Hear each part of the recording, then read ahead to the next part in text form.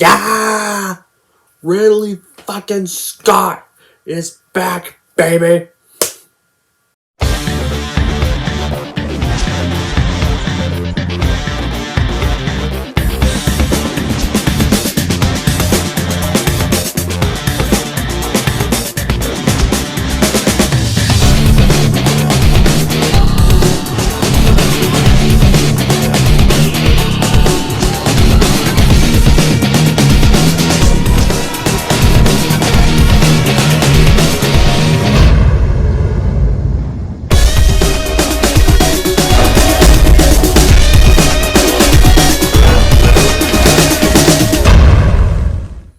Hey everyone, it's Movie Lover 120 here, and I'm here with a brand new movie review, and this movie review is going to be for the 7th Alien movie to be released in the franchise. Technically speaking, if you don't count the crossovers, it's actually the 5th installment of the standalone Alien films. This is not another sequel, thank God. This is actually a prequel movie. And that's going to be for none other than 2012's Prometheus. aka what is actually a prequel to the original Alien film. Yeah, and I actually did not even know it the first time I saw this, but anyway, let's get on with the plot. Well, in 2093, after a clue to mankind's origins is discovered, explorers are sent to the darkest corner of the universe. Their different expectations take a toll on them when they find something unimaginable. Yeah, that's pretty much the plot of the film. Now, you all remember the Alien franchise has since been in a really bad state since 1992 when Alien 3 released. Ever since that disaster in cinema, the franchise never recovered at all. In fact, the bad state worsened with Resurrection in 1997, then AVP in 2004, and finally AVP Requiem in 2007. Yep, not a single one of those four rocked. Not a single one of those next attempts after 3 rocked. So eventually, a prequel film originally going to be titled Paradise at first, before the title got changed to Prometheus, was confirmed. And they even confirmed the return of franchise star Ridley Scott to be directing the project as well. So, the movie was released in theaters on June 8th, 2012, and it got positive reviews from critics and, more mixed reactions from fans. Although not nearly as harsh as the reactions to the last 4 failures we had to sit through for a whole entire decade. This, believe it or not, guys, was the first horror movie I saw in theaters, and my introduction to the Alien franchise. After I saw the other films, I think this is personally my 3rd favorite Alien movie yet. Yeah, that may sound controversial since you were probably expecting me to hate this movie, but I'm not among its haters, guys. So sadly, those who wanted me to bash it are gonna probably be disappointed. Just a little heads up. Anyway, let's get on with the good qualities of this movie. So for starters, the good qualities of this movie are some very nice visual effects for the spaceships, USCSS Prometheus, and the Juggernaut. Director Ridley Scott is back once again, just 33 years after he directed the original movie that started it all in 1979, Alien. A very nice and beautiful soundtrack that was performed by Mark Friedenfeld that has beautiful and fearful themes, and having a prequel to the Alien franchise trying to explain the space jockey in the original may be pretty decent and interesting, though it's sure not the best executed. We'll get to why in a little bit. And it does have some suspenseful and shocking moments throughout the movie.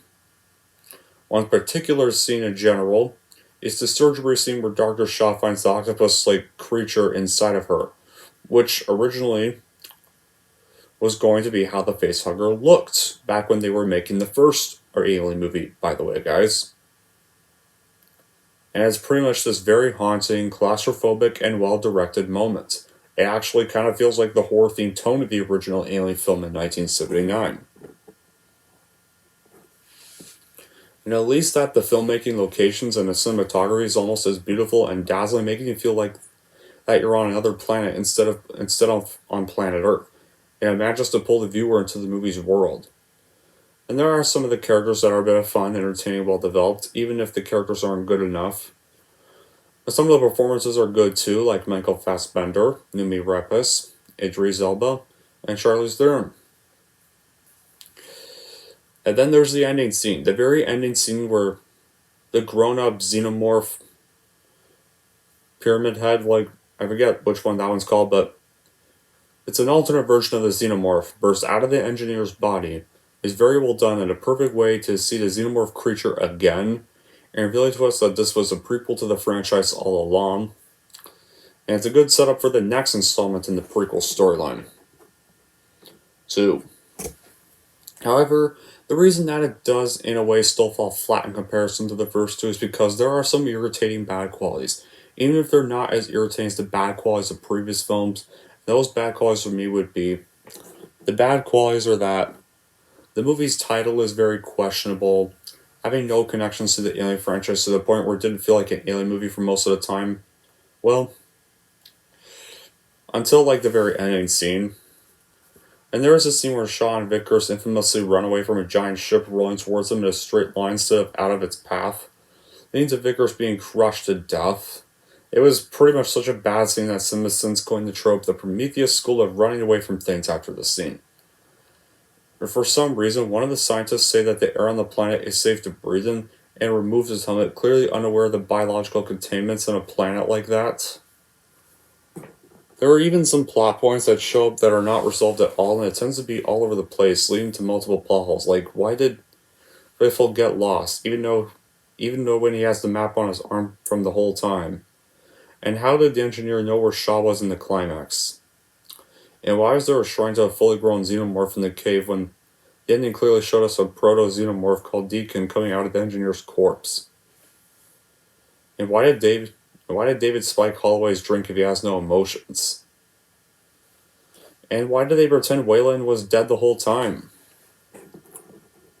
Yeah, those are the plot holes, and they're kind of infuriating. The characters do make a number of stupid decisions too, like the characters are, once again, kind of like the other 4 bad entries, they're pretty stupid in this movie. Not nearly as stupid as 3, 4, the AVP films, or even Alien Covenant 2 in kind of a way. Some of the acting isn't really too good, and there are some cringeworthy dialogue, especially the infamous I love rocks line. It has a small count of gory scenes, with 2 gory scenes, but they have 0 tension in them. Plus, the film doesn't even have that much tension at all. Which I kind of wish it had more tension, because this is an alien movie, and in an alien movie you should always have tension. And the religious references have the subtlety of a sledgehammer, especially the cross-shaped necklace that shows up in a few scenes. So yeah, those would have to be my bad quality with this movie, but all in all, despite the bad qualities, I think this is the 3rd best Alien movie. Controversial opinion. It actually captures the horror-themed tone of the original first one from 1979. I really like that Ridley Scott is back with this movie, because it was definitely needed too, especially after the mess called AVP Requiem. This was a perfect way to really put the franchise back on track. So honestly, if you want a massive recovery from the sluggish to outright terrible 1992 to 2007 era of the franchise, then give this movie a watch, because it is a pretty decent backstory of the franchise, and one of the better newer Ridley Scott films out there. Anyway, here's how I am going to rank Prometheus. I am going to give Prometheus an 8 out of 10. And there we go. That wraps up my review for Prometheus. And I've got one more Alien movie to watch tonight, and that is going to be Alien Covenant, the very final Alien movie of the franchise so far. So, yeah. And after that, the Alien franchise will be finally over, and I can review the Predator sequels. And there will only be 3 of them to do, so that'll be an easier franchise to do than Alien was. But, until then, that will be it for this video. Thank y'all for watching. If you like this and want to see more, then don't forget to like, subscribe to Movie Lover 120.